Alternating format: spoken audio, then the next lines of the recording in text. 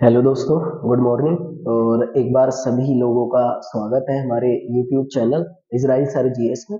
और जैसा कि हम पर डे बहुत अच्छे और बहुत वैल्यूबल और बहुत बहुत ज़्यादा बेनिफिशियरी रिलेटेड मुद्दों पर बात कर रहे हैं, तो कृपया करके जिस प्रकार हम लोग आपसे बात कर रहे हैं, आप लोग कोशिश करें कि उसी प्रकार पढ़ते रहें। और मैं बार बार आपको इस बात की गारंटी दे रहा हूँ कि जिस भी प्रकार से हम लोग पढ़ रहे हैं, हाल फिलहाल में जो भी घटनाएं चर्चा में आती है उनसे रिलेटेड जितने भी मुद्दे होते हैं, आप उन पे मेमोराइज करा करें, उन्हें पढ़ा करें। और उन्हीं से रिलेटेड आपकी तथ्य जो जीएस होती है वो एग्जामों में मालूम की जाती है, क्योंकि सबसे बड़ा रोल जो होता है किसी भी एग्जाम में, चाहे वो किसी भी एसएससी हो, रेलवे हो, अदर कोई भी कॉम्पिटेटिव एग्जाम हो, सेंट्रल गवर्नमेंट का, स्टेट गवर्नमेंट का, उस सब एग्जामों में सबसे ज्यादा बड़ा रोल जो होता है वो जनरल अवेयरनेस का, करंट अफेयर्स का होता है, न्यूज का होता है। न्यूज में जहां से भी कोई चीज आपकी कन्वर्सेशन में होती है, चर्चा में होती है, उसी चीज को आप पकड़े और वहीं से आपकी चीजों को, तथ्यों को रिलेटेड करने की कोशिश करा करें अपने किसी ना किसी सब्जेक्ट से, चाहे वो इकोनॉमिक्स से हो, ज्योग्राफी से हो, या फिर आपका कॉन्स्टिट्यूशन से रहा हो, या साइंस का कोई भी टॉपिक अदर रहा हो, या कोई भी आपकी मिसलेनियस विविध से रिलेटेड कोई भी टॉपिक रहा हो। हम ऐसे ही बहुत ज्यादा महत्वपूर्ण तथ्यों पर बात कर रहे हैं, जैसे अभी हमने फंडामेंटल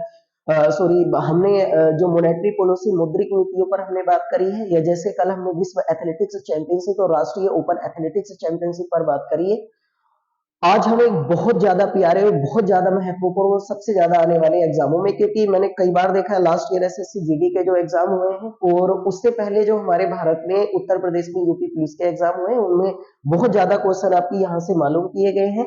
तो कृपया करके जिस भी टॉपिक पर हम आज बात करने वाले हैं उससे रिलेटेड आप तथ्यों को ध्यान से सुनिए। जैसा कि आपको पता होगा, कल यानी कि 10 दिसंबर को अंतरराष्ट्रीय, सबको ही पता है, अंतरराष्ट्रीय मानवाधिकार दिवस मनाया जाता है। मानवाधिकार दिवस, मानवाधिकार दिवस अंतरराष्ट्रीय स्तर पर मनाया जाता है। इंग्लिश में कह देते हैं, मुझे ध्यान से सुनना इसे, इंग्लिश में कह देते हैं आपकी international international human rights day. Human rights day, इसे इंग्लिश में बोल दिया जाता है ना, इंटरनेशनल ह्यूमन राइट्स डे, अंतरराष्ट्रीय मानवाधिकार दिवस इसे हिंदी में सॉरी इंग्लिश में कह दिया जाता है। अंतरराष्ट्रीय मानवाधिकार दिवस, इंग्लिश में इंटरनेशनल ह्यूमन राइट्स डे। और ये कब मनाया जाता है? 10 दिसंबर को। रीजन आप समझे। अब देखो, ये तो एक तथ्य है, इससे तो कोई फर्क नहीं पड़ता, ये तो सभी को याद है। अब इससे रिलेटेड क्या क्या खबरें आपकी बन सकती हैं, क्या क्या न्यूज बन सकती है, किस सब्जेक्ट से इसको हम जोड़कर देखेंगे। मेन चीज होता है कि वहां से आप फोकस करें। देखिए, फिर देखो, बार बार जो आप लोगों की कंप्लेंट या शिकायत रहती है कि जीएस आपकी मेमोराइज नहीं होता, पढ़ा हुआ नहीं आता। मेमोराइज भी होगा, पढ़ा हुआ भी आएगा, कोशिश तो करें, समझने की कोशिश करें। चीजें, कोई भी एक चीज ऐसी नहीं है जो आप लोगों की मेमोराइज ना हो, याद ना हो, या जो भी तथ्य आप लोगों को समझना है, कृपया करके जो भी मैं जिस भी हिसाब से आप लोगों को कोशिश कर रहा हूँ समझाने की, आप किसी हिसाब से पढ़ें। एक भी अक्सर किसी भी अदर टॉपिक से रिलेटेड करके आपको कोई जरूरत नहीं, किसी भी बुक्स वगैरह की कोई भी आपकी नेसेसरी, कोई भी आपकी जरूरत नहीं होती, आप ऐसे ही पढ़ें। अब जैसे 10 दिसंबर को अंतरराष्ट्रीय मानवाधिकार दिवस की चर्चा हुई है, तो इसके पीछे क्या रीजन रहा है? What is the reason behind it? क्यों हम मनाते हैं 10 दिसंबर को इंटरनेशनल ह्यूमन राइट्स डे? तो देखो, इसके पीछे रीजन और इससे रिलेटेड जो भी तथ्य आएंगे, मैं सारी कोशिश करूंगा कि यहाँ पर हम लोग आपकी पूरा डिस्कशन करें। देखो, आपको सबको मैं बता दूं, 10 दिसंबर 1948 ईस्वी को, 10 दिसंबर 1948 को अंतरराष्ट्रीय स्तर पर सभी जानते हैं विश्व की सबसे बड़ी संस्था है आपकी यूएनओ, है ना, यूनाइटेड नेशन ऑर्गेनाइजेशन, सबको पता है, संयुक्त राष्ट्र संघ। इसकी स्थापना हुई थी 24 अक्टूबर 1945 में, आपको याद होगा, 24 अक्टूबर 1945 1945 में। और इसलिए याद ही होगा, 24 अक्टूबर को हम लोग संयुक्त राष्ट्र दिवस भी मनाते हैं, यूनाइटेड नेशंस डे के रूप में भी बनाते हैं। इसका इतिहास बहुत बड़ा है, कभी हम डिस्कशन करेंगे। इसका हेडक्वार्टर है न्यूयॉर्क में, न्यूयॉर्क में हडसन नदी के तट पर है, मैनहट्टन द्वीप पर है। वर्तमान समय में 9वें नंबर के इसके जो अध्यक्ष रहे हैं वो है आपकी एंटोनियो गुतेरस। मैंने एक दिन शायद आपकी जिक्र भी करा था आपसे, एंटोनियो गुतेरस वर्तमान में इसके 9वें नंबर के अध्यक्ष हैं। और ये रहने वाले आपके कहाँ के हैं? ये रहने वाले हैं भैया आपके पुर्तगाल के। अब पुर्तगाल की अगर हम बात करें तो यहाँ की कैपिटल है लिस्बन, लिस्बन है यहाँ की राजधानी है, आपको है ना। तो टोटल तथ्य है इतना, ये बहुत बड़ा है, किस दिन हम पूरी एक सेपरेट क्लास यूएनओ पर करेंगे, तो कृपया करके आप इसे समझे हैं। अब देखो क्या हुआ था 1948 ईस्वी में, जो विश्व की सबसे बड़ी संस्था है यूएनओ, तो यूएनओ ने आपकी हमारी पूरी दुनिया में सबसे पहले 1948 ईस्वी में मानव के अधिकार, जो मानव के अधिकार होते हैं, मानव के जो अधिकार होते हैं, ह्यूमन राइट्स जो होते हैं, उनकी सार्वभौमिक घोषणा करी। सार्वभौमिक घोषणा उनके द्वारा आपकी हमारी करी गई थी। और इसी रीजन से प्रत्येक वर्ष आपकी 10 दिसंबर को क्या मनाया जाने लगा है, अंतरराष्ट्रीय स्तर पर इंटरनेशनल ह्यूमन राइट्स डे, अंतरराष्ट्रीय मानवाधिकार दिवस मनाए जाने लगा है। देखो ह्यूमन राइट्स का मतलब क्या होता है, देखो मैं बता देता हूँ। ह्यूमन राइट्स का या मानव अधिकार का मतलब ये है कि जैसे हम लोगों के पास अपनी एक स्वतंत्रता होनी चाहिए, अपनी एक फ्रीडम्स होनी चाहिए, कहीं भी आ जा सकते हैं, जिस भी प्रकार के हम कपड़े क्लोथ वियर करना चाहते हैं, कपड़े पहनना चाहते हैं पहन सकते हैं, जिस भी धर्म को हम मानना चाहते हैं अपनाना चाहते हैं उसे मान सकते हैं, जिस भी प्रकार की हम एजुकेशन शिक्षा हम पाना चाहते हैं उस शिक्षा को आपकी हम ऑब्जर्व कर सकते हैं, हासिल कर सकते हैं। तो ये जो सारी की सारी स्वतंत्रताएं होती हैं, हमारी जितनी भी गरिमाएं होती हैं, गरिमा मतलब डिग्निटी है, हमारी एक वैल्यू होती है, हमारी एक डिमांड होती है। तो जितनी भी स्वतंत्रताएं और गरिमाएं हैं जो मानव को मिलना जरूरी है, उनकी घोषणा सबसे पहले अनाउंसमेंट जो है यूएनए के द्वारा आपकी 10 दिसंबर 1948 1948 ईस्वी को किया गया। और इसी रीजन से पूरी दुनिया में 10 दिसंबर को इंटरनेशनल लेवल पर, अंतरराष्ट्रीय स्तर पर ह्यूमन राइट्स डे, अंतरराष्ट्रीय मानवाधिकार दिवस मनाया गया। अब देखो मेन रीजन होता है, आपने लिख ही लिया होगा, तो आप मेन रीजन में आपको बार बार बोला यूएनओ को जाकर ना एक बार पढ़ ले कि इसकी स्थापना का क्या इतिहास रहा है, क्योंकि मेन आपकी यहाँ से चर्चा में कौन सा संस्था आ जाती है, यूनाइटेड नेशंस ऑर्गेनाइजेशन। अब देखो मैं आप लोगों को बता देता हूँ, जैसे हमने जिक्र भी करा है कि जब कोई भी दिवस मनाया जाता है या किसी भी दिवस की हम लोग आपकी शुरुआत करते हैं, तो इसमें होता है कि कोई ना कोई एक थीम रखी जाती है। थीम का मतलब होता है विषय वस्तु, ये भाई है ना। थीम या विषय वस्तु कुछ ना कुछ रखी जाती है, इंग्लिश में थीम कह देते हैं, हिंदी में विषय वस्तु। देखो इसका मतलब ये होता है कि जैसे हम कोई भी काम करने वाले हैं, कुछ भी हम काम नेक्स्ट फ्यूचर में उसको अंजाम देने वाले हैं, उसको कंप्लीट करने वाले हैं, तो उस काम के लिए जो हमारा मकसद होगा, जो हमारी सोच होगी, जो थॉट्स होंगे, हमारे जो विचार होंगे, उन विचारों को एक लाइन में प्रस्तुत करने की जो परंपरा होती है, उस वाली परंपरा को क्या बोला जाता है, थीम या विषय वस्तु। जैसे हम पढ़ाई कर रहे हैं तो हम आपकी इसको एक लाइन में एक्सप्लेनेशन करें कि हमको मेन रीजन है कि हमको गवर्नमेंट जॉब हासिल करनी है, तो हमारी थीम या विषय वस्तु या उद्देश्य क्या है कि हम लोगों को आपकी गवर्नमेंट जॉब हासिल करनी है। तो किसी भी काम को कंप्लीट या अंजाम करने के लिए हमारे द्वारा जो विचार दिए जाते हैं, उस टाइम के लिए, उस समय के लिए, उस टाइम या समय के लिए जो विचार प्रस्तुत किए जाते हैं, उन्हें क्या बोल दिया जाता है, विषय वस्तु या थीम कह देते हैं। अब अगर हम बात करें 10 दिसंबर 2022 ईस्वी की जो अंतरराष्ट्रीय मानवाधिकार दिवस है, इसकी जो थीम रखी गई है, थीम यानी कि हिंदी में विषय वस्तु कह देते हैं, उसे आप लिख लें, क्योंकि विषय वस्तु आपके एग्जामों में बहुत ज्यादा पूछी जाती है। और 2022 की थीम रखी गई है भाई आपकी, और इसके बारे में आप लिखें, और इसकी थीम रखी गई है dignity, dignity comma freedom, freedom and justice for all. देखो ये इंग्लिश में है ना, जस्टिस फॉर ऑल, ये इसकी थीम रखी गई है, dignity freedom and justice for all. अब देखो आप सभी जानते हैं, हिंदी में भी आपको याद करना है, हिंदी में इसका मतलब हो जाएगा गरिमा, स्वतंत्रता। डिग्निटी मीन्स गरिमा होती है, हमारी जो अपनी डिग्निटी होती है, वैल्यू होती है। डिग्निटी यानी गरिमा, स्वतंत्रता व सभी के लिए न्याय, सभी के लिए न्याय। ये इस साल के आपके वर्ष 2022 ईस्वी की थीम रखी गई है अंतरराष्ट्रीय मानवाधिकार दिवस की। 10 दिसंबर 2022 को इतिहास पता चल गया होगा, यूएनओ ने आपकी सार्वभौमिक घोषणा करी थी मानव के अधिकारों के लिए 1948 में। और इसी रीजन से प्रत्येक वर्ष 10 दिसंबर को इंटरनेशनल लेवल पर अंतरराष्ट्रीय मानवाधिकार दिवस के रूप में सेलिब्रेट किया जाता है, मनाया जाता है। और इस दिन में हम लोगों को जानना चाहिए कि मानव के अधिकार क्या क्या होते हैं। तो उन्हीं हम तथ्यों पर अब बात करने वाले हैं। अब उन तथ्यों को आप गौर से सुने, मुझे ध्यान से सुने, और ध्यान के साथ आप लोगों को क्या क्या याद करना है। अब इस खबर को जोड़ के ना हम लोग आपकी, हमारी मेन रीजन होगा कि इस खबर को हम जोड़कर आपकी देख लेते हैं कि ये खबर आपकी किन तथ्यों से रिलेटेड है। अब देखो जैसे 10 दिसंबर 10 दिसंबर को अंतरराष्ट्रीय मानवाधिकार आयोग बनाया गया। तो अब इसमें मेन रीजन ये हुआ कि अब क्यों ना हम आपके हमारे इस वाले सिलेबस को अपने किसी ना किसी टॉपिक से रिलेटेड करके देखें। और आपको अगर ऐसा करना आ जाता है ना, तो ये गारंटी होती है कि मेन चीज यही है, आप लोगों को ये सीखना होता है कि आप लोगों को कहां से तथ्यों को रिलेटेड करना है और जैसे भी न्यूज चल रही है उस न्यूज को कैसे करके हम देखें और चीजें आपकी चर्चा में आ जाए, ताकि आपके वहां से क्वेश्चन अगर आता है तो फिर क्वेश्चन आपकी हमारी कभी भी गलत नहीं होगा। तो मेन चीज होती है कि वहां पर आप चीजों को समझे और चीजों को रिलेटेड करना सीखें। उन्हीं बातों से लेकर हम बात कर रहे हैं। अब देखो जैसे यहाँ पर मेन रीजन है कि किसके जिक्र चल रहा है, आपके मानव के अधिकारों का, है ना, जिसे नाम है राष्ट्रीय मानवाधिकार। अब मानव के अधिकारों का यदि आपकी जिक्र चल रहा है तो मानव के अधिकारों का मतलब ये होता है कि अब आप लोग ये समझे कि भारत में क्या क्या मानव के अधिकारों के लिए है। अब इंडिया में जो भारत के मानव के अधिकारों के लिए है वो आपके एग्जामों के लिए बड़ा वैल्यूबल चीज है, वो आने वाली है। अब मैं आप लोगों को देखो यहां समझाऊंगा कि जैसे मानव के अधिकार जो होते हैं, जैसे हमें स्वतंत्रता है, हमें गरिमा होता है, शिक्षा पाने का अधिकार होता है, हम लोगों को किसी भी स्तर पे आपकी धर्म पाने का अधिकार होता है, धर्म को मानने के अधिकार होते हैं, किसी भी तरीके की शिक्षा को आपकी हासिल करने का अधिकार होता है, कोई हमें रोक टोक नहीं सकता, किसी भी बात की कोई कंप्लेंट नहीं कर सकता, कोई शिकायत नहीं कर सकता, कोई बैंड नहीं कर सकता, कोई बाउंडेशन नहीं होती, कोई बाउंड्री नहीं होती हमारे लिए।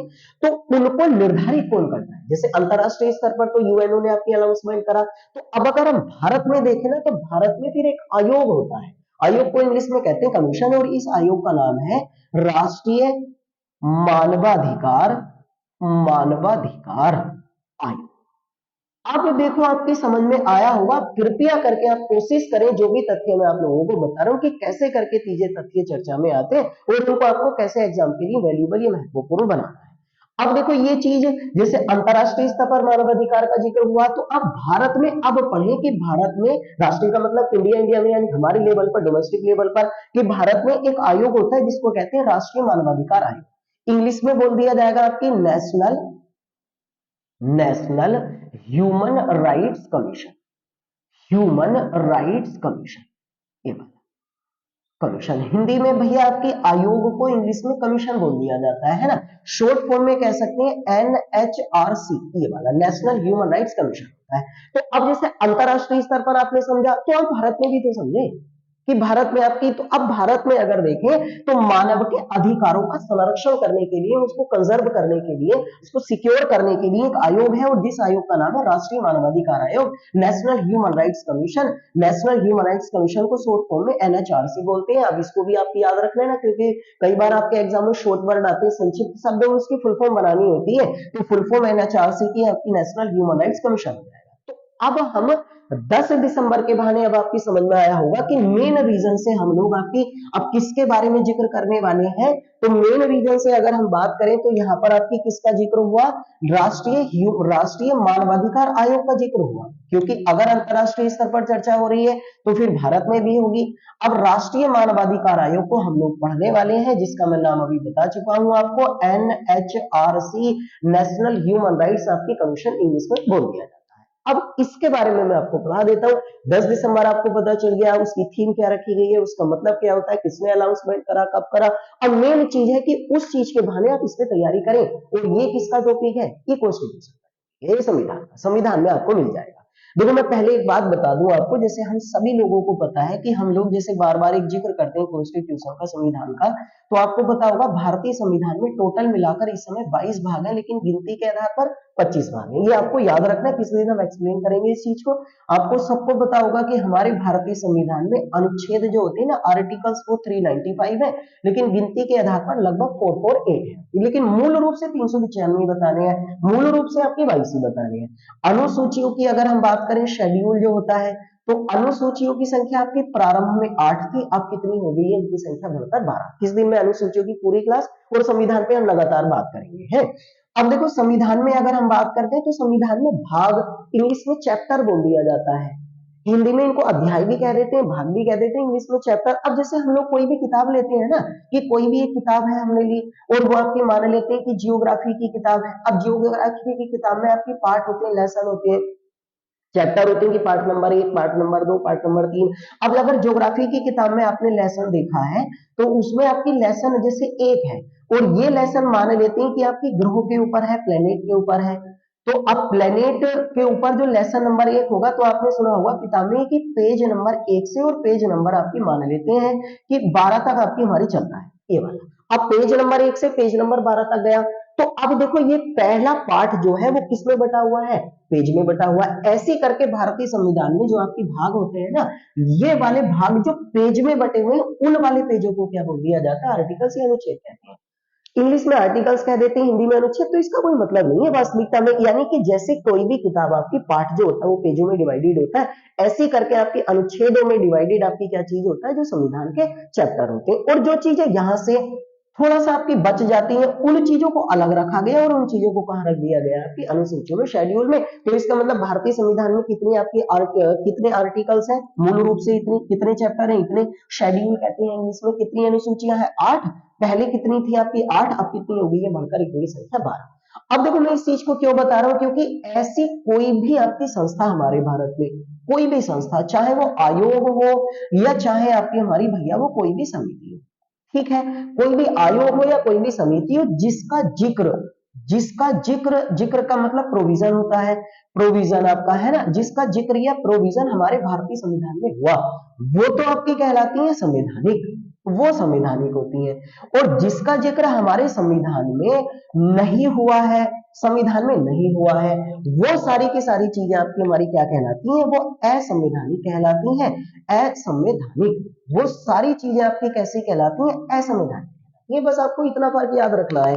तो अगर संविधान में जिक्र है तो वो कॉन्स्टिट्यूशनल इंस्टीट्यूट होंगे, इंग्लिश में संवैधानिक संस्थाएं, और जिसका संविधान में जिक्र नहीं है वो नॉन कॉन्स्टिट्यूशनल इंस्टीट्यूट होंगे, गैर संवैधानिक संस्थाएं, असंवैधानिक संस्थाएं। अब देखो आप लोग ध्यान से सुनना, आपकी हमारी इतना आपकी समझ में आ ही गया होगा। अब मैं आपको ना एक बड़ी महत्वपूर्ण चीज बता रहा हूँ, उसको जरूर लिखना। जो असंवैधानिक संस्थाएं होती है ना, असंवैधानिक, असंवैधानिक है ना, इंग्लिश में बोल दिया जाता है नॉन कॉन्स्टिट्यूशनली इंस्टीट्यूट कह देते हैं। तो इन आपकी हमारी इन संस्थाओं को वैधानिक भी कहते हैं, वैधानिक है ना, इंग्लिश में स्टेचुरी बोल दिया जाता है, स्टेचुरी इंस्टीट्यूट है ना। इनको परामर्शदात्री संस्थाएं भी कह देते हैं, इनको आपकी एडवाइजरी इंस्टीट्यूट बोल दिया जाता है, इनको सलाहकारी सलाहकारी संस्थाएं भी कह देते हैं, एडवाइजरी इंस्टीट्यूट कह दिया जाता है ना। इनको गैर संवैधानिक भी संस्थाएं बोलते हैं, गैर संवैधानिक। गैर संवैधानिक का मतलब भी नॉन कॉन्स्टिट्यूशनल इंस्टीट्यूट हुआ। तो इसे जरूर याद रखियो, कभी भी कुछ भी नाम आ जाता है कृपया करके, है ना। जितनी ऐसी संस्थाएं होती है जिनका संविधान में जिक्र है वो संवैधानिक, सीधा एक ही नाम है कॉन्स्टिट्यूशनल इंस्टीट्यूट। जिनका संविधान में जिक्र नहीं है वो असंवैधानिक भी हो सकती है, वैधानिक भी कहा जा सकता है, उनको परामर्शदात्री भी कह देते हैं, सलाहकारी निकाय भी, और गैर संवैधानिक भी बोल दिया जाता है। तो ये सारे नामों से जाना जाता है। अब देखो एक बात याद रखना, जो संविधान में है चीजें वो किसी ना किसी आर्टिकल्स में उनका जिक्र है, भाग में या अनुसूची में। लेकिन अगर जो संवैधानिक चीजें नहीं है उनकी स्थापना किसी ना किसी एक्ट के तहत की जाती है, जिसको हिंदी में हम अधिनियम कहते हैं। तो अब मैं आपको इस चीज को पढ़ाने वाला हूं, क्यों पढ़ाने वाला हूं आपको पता ही होगा, क्योंकि 10 दिसंबर की चर्चा है।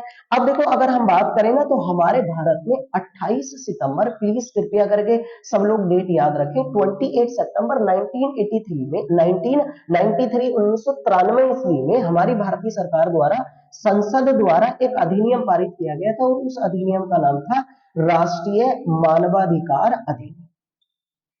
राष्ट्रीय मानवाधिकार अधिनियम पारित किया गया था, मानवाधिकार अधिनियम। तो इस डेट को तो आप रट लें भाई, अधिनियम की राष्ट्रीय मानवाधिकार अधिनियम, national human rights act English में बोला जाएगा भाई, इसको इंग्लिश में बोला जाएगा नेशनल ह्यूमन राइट्स एक्ट। ये वाला, ये कब पारित किया गया, 28 सितंबर 1993 को, 28 सितंबर 1993 को पारित किया गया। और इसी अधिनियम के पारित हो जाने के बाद हमारे भारत में, अब डेट जरूर याद रखें, 12 अक्टूबर 1993 को, 12 अक्टूबर 1993 ईस्वी को हमारे भारत में, मैं शॉर्ट में लिख रहा हूं, नेशनल ह्यूमन राइट्स कमीशन, इसकी स्थापना की गई है। ये वाली इसकी स्थापना की गई, ये जरूर याद रखें। तो इसकी स्थापना कब की गई है, 12 अक्टूबर 1993, 12 अक्टूबर 1993 ईस्वी को। किस अधिनियम के तहत, इस अधिनियम, संसद ने इस अधिनियम को कब पारित करा, 28 सितंबर 1993 ईस्वी को पारित करा। अब देखो मैं अभी बता रहा था कि जिस भी आयोग की स्थापना किसी अधिनियम के तहत की गई हो, किसी ना किसी आपके एक्ट के तहत की गई हो, तो वो आपकी संस्था जो होती है वो कैसी होती है, असंवैधानिक होती है। तो इसका मतलब ये हुआ कि ये संस्था आपकी हमारी असंवैधानिक है, तो इसको क्या कह सकते हैं हम लोग, वैधानिक संस्था कह सकते हैं। असंवैधानिक संविधान में इसका जिक्र नहीं किया गया है, इसकी स्थापना किसी ना किसी एक अधिनियम के तहत आपकी की गई है। तो अब आप इसके बारे में समझे, आपके हमारे ये वाला ये चीज समझ में आ गई। ये भारत में मानव के अधिकारों के लिए एक प्रोविजन रखता है, एक एटीट्यूड रखता है, एक नजरिया रखता है कि कहीं पर भी मानव अधिकारों का उल्लंघन हो रहा है तो उसका ये संरक्षण करे, उसके बारे में कंजर्व करने की आपकी कोशिश करें। अब इसके आयोग के बारे में हम पूरी डिटेल में बात कर लेते हैं। अब इस आयोग में अगर हम बात करें तो इस आयोग में अगर हम देखते हैं तो इस आयोग में आप ये लिखें कि नेशनल ह्यूमन राइट्स कमीशन जो होता है, भारत में राष्ट्रीय मानवाधिकार आयोग जो होता है, इसमें जो अध्यक्ष होता है ना, इसमें जो अध्यक्ष होगा वो कौन होगा। तो आप लिखे, मैं बता रहा हूं, या ध्यान से लिखेंगे, सबसे ज्यादा महत्वपूर्ण टॉपिक है। इस आयोग का जो अध्यक्ष होता है वो होता है हमारे भारत में सर्वोच्च न्यायालय, सुप्रीम कोर्ट जिसे इंग्लिश में कहते हैं, या उच्चतम न्यायालय, सर्वोच्च न्यायालय का सेवानिवृत्त, सेवानिवृत्त, सेवानिवृत्त का मतलब रिटायर, सेवानिवृत्त मुख्य न्यायाधीश। देखो ये बड़ी गौर से लिखे आप लोग, सेवानिवृत्त मुख्य न्यायाधीश या सेवानिवृत्त न्यायाधीश, सेवानिवृत्त न्यायाधीश, यानी retired chief justice of India या रिटायर्ड आपकी जस्टिस ऑफ इंडिया। अब देखो पहले क्या था, आपको दिमाग में आ रहा होगा, आपने कभी अगर इसके बारे में थोड़ा बहुत पढ़ा होगा कि पहले इस आयोग का अध्यक्ष सुप्रीम कोर्ट का केवल सेवानिवृत्त मुख्य न्यायाधीश ही हो सकता था। मुख्य न्यायाधीश को सीजेआई कहते हैं, जैसे इस समय डीवाई चंद्रचूड़ है, इनसे पहले यूयू ललित साहब आपके हमारे रिटायर्ड हुए हैं। तो इसमें क्या करा गया, इसमें संशोधन किया गया। इस आपकी हमारी जो संस्था है इसमें 2020 ईस्वी में संशोधन किया गया। 2020 में इसमें आपकी अमेंडमेंट हुआ, अधिनियम आपकी 1993 में, और इस आपके अधिनियम में 1993 में आपकी संशोधन हो जाने के बाद इसमें यह कहा गया था कि सेवानिवृत्त मुख्य न्यायाधीश के साथ साथ अगर कोई व्यक्ति सुप्रीम कोर्ट में न्यायाधीश रहा है, सुप्रीम कोर्ट में ही, तो सुप्रीम कोर्ट में अन्य न्यायाधीशों में से अगर कोई सेवानिवृत्त हुआ है तो वो भी इस आयोग का अध्यक्ष बनाया जा सकता है। जैसे आपको पता होगा ना कि सुप्रीम कोर्ट में वर्तमान में आपकी 34 अधिकतम न्यायाधीश हो सकते हैं। इसमें एक आपके मुख्य न्यायाधीश होता है जिसको इंग्लिश में सीजेआई बोल दिया जाता है, चीफ जस्टिस ऑफ इंडिया, और बाकी के 33 अन्य न्यायाधीश होते हैं। तो अभी तक केवल, लेकिन बनेगा रिटायरमेंट के बाद ही, जब तक वो कार्य कर रहा है सुप्रीम कोर्ट में तब तक नहीं बनेगा। सुप्रीम कोर्ट में या तो मुख्य न्यायाधीश के पद से रिटायर हुआ हो, या सुप्रीम कोर्ट में सर्वोच्च न्यायालय में अन्य न्यायाधीश के पद से रिटायर हुआ हो। आपको पता होगा सर्वोच्च न्यायालय में रिटायरमेंट की एज कितने वर्ष होती है आपकी, 65 वर्ष होती है, 65 ईयर्स होती है, 65 वर्ष होती है। तो अब इसमें संशोधन किया गया, पहले केवल सेवानिवृत्त मुख्य न्यायाधीश बन सकता था, अब सेवानिवृत्त अन्य न्यायाधीश का अध्यक्ष बन सकता है। तो अब आप वर्तमान में आपकी हमारी ये वाली चीजें हैं तो आपको पता ही होगा। अब अगर हम वर्तमान में बात करें ना, एक सेकेंड मुझे थोड़ा सा ध्यान से देख के लिख लो। अगर हम नेशनल ह्यूमन राइट्स कमीशन के बारे में बात करें तो नेशनल ह्यूमन राइट्स कमीशन के सबसे पहले अध्यक्ष जो थे, सबसे पहले अध्यक्ष, इनको आप लिख लें, सबसे पहले अध्यक्ष बने थे इसके कुलदीप सिंह, सॉरी मुझसे गलती हो गई भाई, सबसे पहले अध्यक्ष जो इसके बने थे वो थे आपके रंगनाथ मिश्र। रंगनाथ मिश्र इसके सबसे पहले अध्यक्ष बने थे 1993। ठीक है, अब आप लिख लें जल्दी से, वर्तमान समय में अगर हम बात करें ना, वर्तमान समय में ये आप जरूर याद रखें, वर्तमान समय में एनएचआरसी के नेशनल ह्यूमन राइट्स कमीशन के अध्यक्ष जो है वो अरुण कुमार मिश्रा है। अरुण कुमार मिश्रा ये वर्तमान में आपकी हमारी भाई इसके अध्यक्ष है। ये सबसे खास न्यूज है। इनसे पहले आपकी हमारी हुआ करते थे एच एल दत्तू, आपने नाम सुना होगा, और ये क्वेश्चन उत्तर प्रदेश के पुलिस के एग्जाम में पूछा गया था, एच एल दत्तू। तो एच एल दत्तू जी रिटायर हो गए, और रिटायर हो जाने के बाद इनकी जगह अरुण कुमार मिश्रा। अब देखो याद रखना, अरुण कुमार मिश्रा एनएचआरसी के इतिहास में पहले ऐसे इसके आपके अध्यक्ष बने हैं जो सुप्रीम कोर्ट के सेवानिवृत्त आपके न्यायाधीश हैं, यानी मुख्य नहीं है, सेवानिवृत्त केवल न्यायाधीश है। अभी तक आपकी एच एल दत्तू को देखें तो ये भारत में सुप्रीम कोर्ट के मुख्य न्यायाधीश है। तो इनसे पहले जितने भी अध्यक्ष हैं वो सर्वोच्च न्यायालय के सेवानिवृत्त मुख्य न्यायाधीश ही रहे हैं। लेकिन अरुण कुमार मिश्रा पहली बार इसमें संशोधन हो जाने के बाद सुप्रीम कोर्ट के अन्य सेवानिवृत्त न्यायाधीशों में से इसके अध्यक्ष आपके नियुक्त किए गए। तो एक तो अध्यक्ष होगा, शर्त यह है कि वो आपकी हमारी सर्वोच्च न्यायालय का या तो मुख्य या अन्य आपके हमारी न्यायाधीश हो जो अपने पद से आपके रिटायर हो चुका हो। ये आपने जानकारी एचएल दत्तू का स्थान इन्होंने लिया है, सबसे पहले आपके रंगनाथ मिश्र थे। ठीक है, तो एक अध्यक्ष होगा, और एक अध्यक्ष की जो शर्तें होंगी वो ये होंगी कि वो सुप्रीम कोर्ट का या तो मुख्य या अन्य न्यायाधीश के रूप में सेवानिवृत्त हो चुका हो। तो एक तो आपकी अध्यक्ष हो गया एक। अब आप दूसरा सदस्य लिखें, दूसरा सदस्य है सुप्रीम कोर्ट का,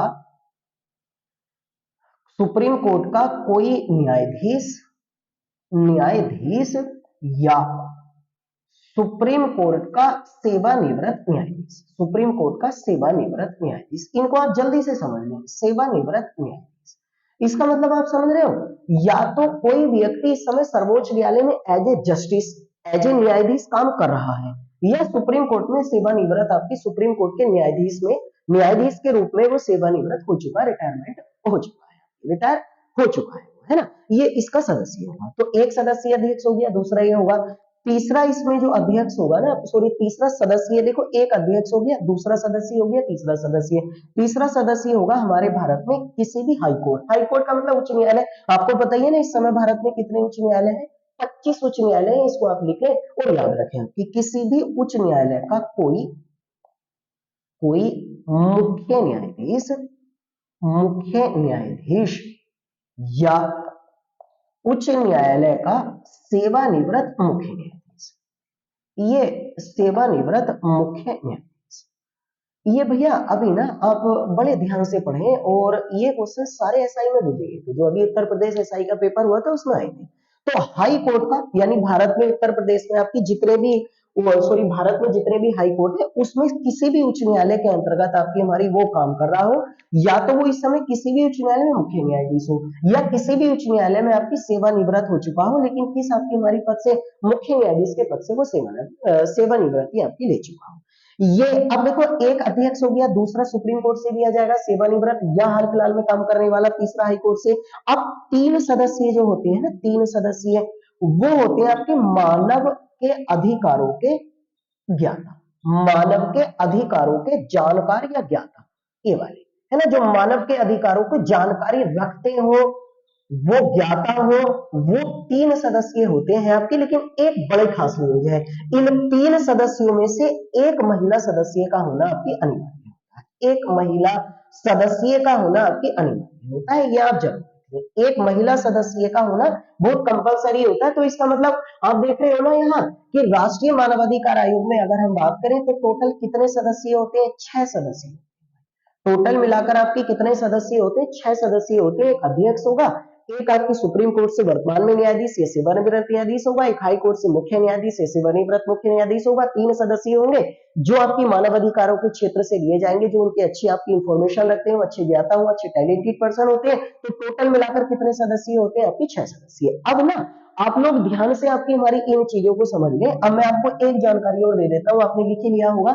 अब इसके बारे में अगर हम बात करें ना तो थोड़ा सा मुझे ध्यान से समझना और कोशिश करें कि आपकी समझ में आ जाए। अब देखो इसमें अगर हम बात करें तो इसका मतलब राष्ट्रीय मानवाधिकार आयोग में जो 6 सदस्य होते हैं, ये 6 सदस्यों को आपके पूर्णकालिक सदस्य कहा जाता है, इंग्लिश में कहते हैं आपके फुल टाइम मेंबर।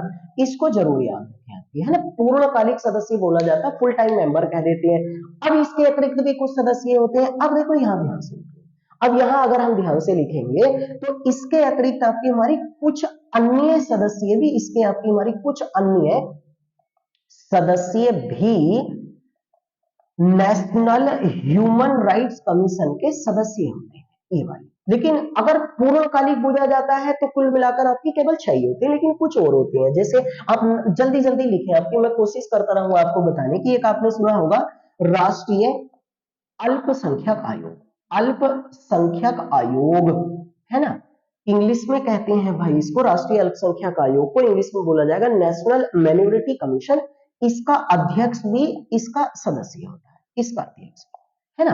और अगर हम देखें, जल्दी जल्दी लिखें भाई आप सारे, एक होता है राष्ट्रीय पिछड़ा वर्ग आयोग, पिछड़ा वर्ग आयोग, इसका अध्यक्ष भी इसका सदस्य होता है, ठीक है। उसके बाद बात करें तो एक होता है हमारे भारत में राष्ट्रीय बाल संरक्षण आयोग, इसका अध्यक्ष भी इसका सदस्य होता है। एक हमारे भारत में अगर हम लिखें, इनके बारे में आपको जानकारी ही हो, ये जरूर आप याद रखें इनके बारे में, है ना, जितनी ज्यादा जानकारी होगी ना उतना बेहतर रहेगा आपकी। अब देखो इनके बारे में अगर हम लिखेंगे तो एक सदस्य होता है आपका, इसमें बात करें तो चौथे मेंबर को आप लिखें, और इसमें होता है आपकी राष्ट्रीय महिला आयोग, राष्ट्रीय महिला आयोग का अध्यक्ष भी इसका सदस्य होता है। उसके बाद बात करें हमारे भारत में तो एक आपकी होता है राष्ट्रीय अनुसूचित अनुसूचित आयोग, इसका अध्यक्ष भी इसका सदस्य होता है ना। उसके बाद बात करें तो एक होता है हमारे भारत में राष्ट्रीय अनुसूचित जनजाति आयोग, जनजाति आयोग, इसका अध्यक्ष भी इसका सदस्य होता है। एक और लिख लें आपकी हमारी, मैं यहां बता देता हूं, देखो ये हो गए ना। अब ये लिख लें, एक और होता है वैसे मैं बताऊंगा अभी, अब मैं एक बार थोड़ी थोड़ी जानकारी आपको दे दे।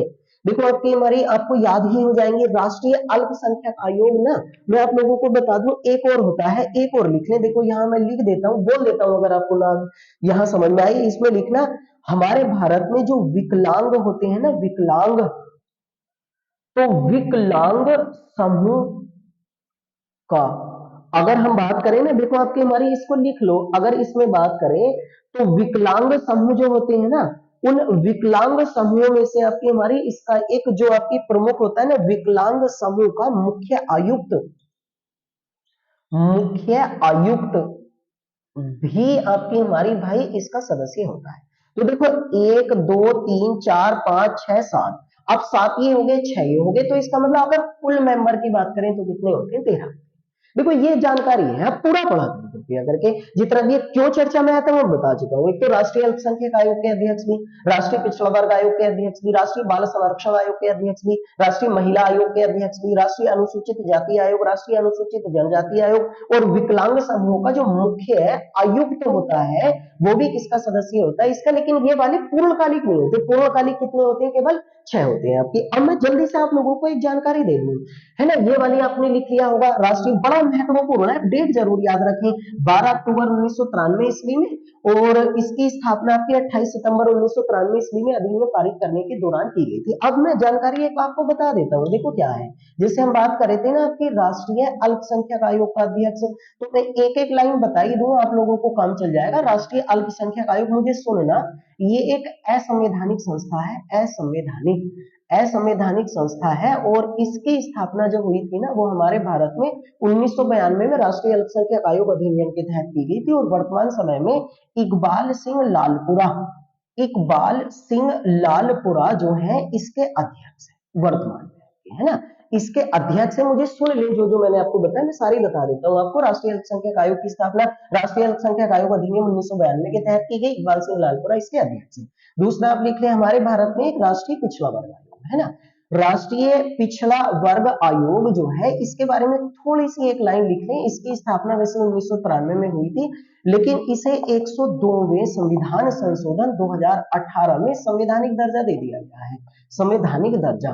तो इसका मतलब ये हुआ कि 2018 ईस्वी में 1993 वाले को भंग कर दिया गया था, और अब इसका नाम आपकी हमारी नेशनल बैकवर्ड क्लासेस कमीशन हो गया है, नेशनल बैकवर्ड क्लासेस। तो इसके अध्यक्ष वर्तमान में आपके भगवान लाल साहनी, भगवान लाल साहनी आपके वर्तमान में इसके अध्यक्ष हैं। ये वाली जानकारी आप लिख ले। तो वर्तमान में ये कैसा आयोग है? संवैधानिक आयोग है। उसके बाद हमने लिखा था ना एक राष्ट्रीय बाल संरक्षण आयोग, बाल का मतलब आपकी हमारी बच्चे हैं, राष्ट्रीय बाल संरक्षण आयोग।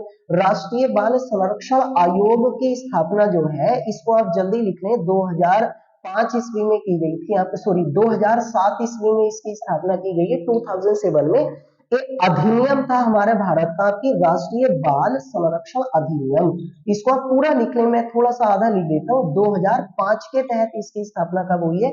2007 ईस्वी में। और वर्तमान ईस्वी में प्रियांक, वर्तमान समय में प्रियांक कानून गो ये राष्ट्रीय बाल संरक्षण आयोग के अध्यक्ष हैं। तो ये 3 आयोग हो गए, आपको थोड़ा थोड़ा जानकारी मिल जाएगी ना, तो आपको समझ में आ जाएगा। अब आप आपकी हमारी ये वाला लिखने में थोड़ा सा और बता देता हूँ, क्योंकि फुल जानकारी आपके बारे में थोड़ा सा बेहतर रहती है। अब इसके बाद बात करें ना, तो एक होता है आपकी हमारी राष्ट्रीय महिला आयोग, क्योंकि ये क्वेश्चन अभी पूछा गया था कि निम्नलिखित में से कौन सा आपकी संवैधानिक है और कौन सा असंवैधानिक है। इसकी स्थापना भी 1992 ईस्वी में हुई है, और ये भी याद रखना कि ये भी एक असंवैधानिक आयोग है। और असंवैधानिक आयोग आपकी हमारी ये है, और इसकी स्थापना 1992 में। वर्तमान में रेखा शर्मा इसके आपके अध्यक्ष है भाई आपके, है ना, ये भी असंवैधानिक है 1992 में। उसके बाद है आपकी हमारी राष्ट्रीय अनुसूचित जाति आयोग, राष्ट्रीय अनुसूचित जाति आयोग, राष्ट्रीय अनुसूचित जाति आयोग जो है ना, इसकी स्थापना जो है वैसे तो आपकी की गई 1978 में, लेकिन आप इसकी स्थापना वर्तमान में 2004 में लिखी है ना, वो मैं किसी दिन आपको डिटेल में समझा दूंगा। और इसके अध्यक्ष है वर्तमान में आपकी विजय सांपला, विजय सांपला जो है इसके वर्तमान में अध्यक्ष है आपकी, है ना। एक होता है राष्ट्रीय अनुसूचित जनजाति आयोग, जनजाति आयोग, है ना, इसकी स्थापना भी 2004 में हुई है और इसके अध्यक्ष वर्तमान में आपकी हर्ष चौहान, हर्ष चौहान ये वाली, है ना। और याद रखना आपकी राष्ट्रीय अनुसूचित जाति आयोग ये भी एक संवैधानिक है, और मैं आपको अनुच्छेद बता दूं इसका, अनुच्छेद 338 है ये वाला, और ये भी एक आपकी हमारी संवैधानिक है, और इसकी स्थापना अनुच्छेद 338 ए में हुई थी। वैसे अनुच्छेद 338 बी में जो हमने लिखा है ना अभी, national commission for backward classes, राष्ट्रीय पिछड़ा वर्ग आयोग, इसकी स्थापना आपकी अनुच्छेद 338 बी में की गई है। तो ये आप अनुच्छेद भी याद रखें, क्योंकि एक एक लाइन में आपका काम चल जाता है, बड़ी महत्वपूर्ण है, किस दिन में पूरी डिटेल में इनके बारे में बता दूंगा। तो ये सब लोग किसके सदस्य होते हैं, राष्ट्रीय मानवाधिकार आयोग के। अब देखो ये इतना ज्यादा महत्वपूर्ण है, आपने लिख लिया होगा सबके बारे में इसका। अब देखो राष्ट्रीय मानवाधिकार आयोग के बारे में यदि हम बात करें तो इसके जो आपके कितने पूर्णकालिक सदस्य होते हैं, तो अभी हमने लिखा था कि पूर्णकालिक सदस्य जो होते हैं वो कितने होते हैं भाई, इसके 6 होते हैं, लेकिन पूरे सदस्य अगर कुल मिलाकर तो 13 होते हैं। जैसे आपको अब देखो इन पूर्णकालिक सदस्यों की जो नियुक्ति होती है ना, सदस्यों की इनकी जो नियुक्ति होती है, नियुक्ति वो हमारे भारत में करता है राष्ट्रपति, राष्ट्रपति इनकी नियुक्ति करता है। और आप ध्यान से लिख लें जो मैं बता रहा हूं, पूर्णकालिक सदस्यों में से आपकी अध्यक्ष का भी और जो सदस्य होते हैं इन सबका जो कार्यकाल होता है ना, सबका जो कार्यकाल होता है वो इन सबका कार्यकाल होता है 3 वर्ष या 70 वर्ष जो पहले है। ये बड़ी खास न्यूज है भाई, जो पहले आए आपकी, है ना, या तो 3 वर्ष का कार्यकाल उनका पूरा होगा, अगर 66 वर्ष में बने तो 3 वर्ष का पूरा हो जाएगा, 68 वर्ष में बने तो केवल 70 वर्ष होगा, 2 ही वर्ष में आपकी लगेंगे। तो जो भी इनमें से या तो 3 इयर्स की कंप्लीट कर लें टर्म्स, या आपकी 70 इयर्स की पहले कंप्लीट कर लें टर्म्स। तो ये अध्यक्ष और सबका कार्यकाल इतना होता है और राष्ट्रपति ने नियुक्त करता है। अब देखो इन्हें अगर हटाने की बात आती है ना, तो आप लिख लेना, इन्हें हटाने की अगर बात आती है तो सर्वोच्च न्यायालय के परामर्श पर इन्हें हटाने का अधिकार जो होता है वो भारत के राष्ट्रपति को होता है। ये आप जरूर बहुत ज्यादा महत्वपूर्ण है कि सर्वोच्च, लेकिन परामर्श जरूर लेना पड़ेगा सर्वोच्च न्यायालय, और इन्हें हटाया जाएगा आपकी हमारी कदाचार, कदाचार, है ना, कदाचार, या फिर आपकी हमारी इसको दुर्व्यवहार कह देते हैं, दुर्व्यवहार, है ना, दुर्व्यवहार या कदाचार के आपकी हमारी किसी भी, या फिर एक नाम और दिया जाता है असमर्थता, असमर्थता या कदाचार या दुर्व्यवहार के किसी भी मुद्दे पर सर्वोच्च न्यायालय के परामर्श पर राष्ट्रपति हटाएगा। 3 वर्ष की 70 वर्ष जो भी पहले कार्यकाल होता था, पहले इनका कार्यकाल आपकी 5 वर्ष की 70 वर्ष है, जिसमें संशोधन करने के बाद इसको आपकी बढ़ा दिया गया, यहाँ कम कर दिया गया था, 70 वर्ष आपकी हमारी सेम रहने दिया, इस आधार पर राष्ट्रपति ने हटा देगा। अब देखो इतना महत्वपूर्ण आयोग है ना, तो फिर ऐसी भी नहीं होती चीजें कि आपको ऐसे समझ में आ जाएंगी, अब आपको याद करनी पड़ेंगी। देखो इन सदस्यों की जो नियुक्ति होती है, तो अभी हम जैसे बात कर रहे थे कि इनकी नियुक्ति कौन करता है, भारत का राष्ट्रपति करता है, लेकिन भारत के राष्ट्रपति के पास इनकी नियुक्ति करने का डायरेक्ट अधिकार है। ये वाली बात और लिख लें आप लोग, है ना, इनकी नियुक्ति जो करता है ना राष्ट्रपति, इनकी नियुक्ति जो भारत का राष्ट्रपति करता है वो एक समिति की अनुशंसा पर करता है, समिति की अनुशंसा, ये वाली, है ना, इसे जरूर याद रखें भाई, समिति की अनुशंसा पर आपकी इनकी नियुक्ति की जाती है। अब इसमें राष्ट्रीय नेशनल ह्यूमन राइट्स कमीशन के सदस्यों की नियुक्ति करने के लिए, इनके सदस्यों की नियुक्ति करने के लिए जो समिति होती है ना, उस समिति का अध्यक्ष जो होता है वो भारत का प्रधानमंत्री होता है, prime minister of India, Bharat का प्रधानमंत्री, है ना। इस समिति में अन्य सदस्य अगर हम बात करेंगे ना, तो इस समिति में अन्य सदस्य होते हैं, एक भारत का होता है गृह मंत्री, ये वाला, ठीक है। एक होता है आपकी हमारी लोकसभा में विपक्ष का नेता, लोकसभा में विपक्ष का नेता, ये बात, विपक्ष का नेता आपको मल्लिका, सॉरी इस समय आपकी हमारी अगर हम बात करें अधीर रंजन चौधरी को औपचारिक दर्जा दिया गया है। एक होता है राज्यसभा में विपक्ष का नेता, राज्यसभा में विपक्ष के नेता मल्लिकार्जुन खड़गे हैं, यहाँ पर आपकी लोकसभा में अधीर रंजन चौधरी। एक सदस्य इसमें अगर हम बात करें तो राज्यसभा का उपसभापति, ये आप जरूर याद रखें, उपसभापति एक ये होता है।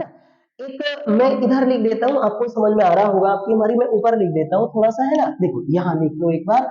इसमें अगर हम बात करें तो एक समिति में अध्यक्ष हुआ भारत का प्रधानमंत्री, है ना, भारत का प्रधानमंत्री इस समिति का अध्यक्ष होता है। गृह मंत्री लोकसभा विपक्ष का नेता, राज्यसभा विपक्ष का नेता।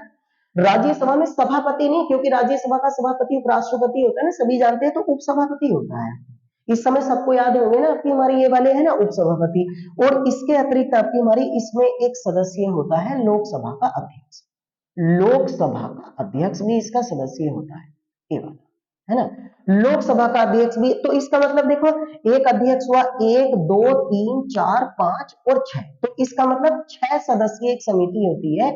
और छह सदस्यीय समिति की अनुशंसा पर, छह सदस्यीय समिति की अनुशंसा पर भारत का राष्ट्रपति जो है वो नेशनल ह्यूमन राइट्स कमीशन में सदस्यों की नियुक्ति करता है। तो सदस्यों की नियुक्ति केवल औपचारिक रूप से राष्ट्रपति करता है, लेकिन वास्तविकता में आपकी हमारी इनकी नियुक्ति किस समिति की अनुशंसा पर की जाती है? छह सदस्यीय समिति। और उस छह सदस्यीय समिति का अध्यक्ष कौन होता है? भारत का प्रधानमंत्री। तो ये पूरी जानकारी हुई, बिल्कुल फुल डिटेल में आपकी जानकारी है कि ये आपकी हमारी राष्ट्रीय मानवाधिकार आयोग होता है और इसकी चर्चा 10 दिसंबर के बहाने थी। तो आप लोगों को ये थोड़ा सा आपकी मेमोराइज करना है और आप लोगों को ध्यान रखना है ना। मैं एक चीज और बता देता हूँ आप लोगों को, ये समझ में आ गया होगा। और देखो, संवैधानिक आयोग और असंवैधानिक आयोगों के बारे में भी आप लोगों को थोड़ा बहुत जानकारी मिली होगी, तो इसके बारे में आप लोग ध्यान से पढ़ें, है ना। अगर एक बार में हम बात करें तो आप लोगों को आपकी हमारी इसका भी पता होगा कि अंतरराष्ट्रीय स्तर पर United Nations human rights commission, अंतरराष्ट्रीय स्तर पर भी एक संस्था है। देखो, इसका मैं फुल फॉर्म आपकी पढ़ देता हूँ, United nation human rights commission.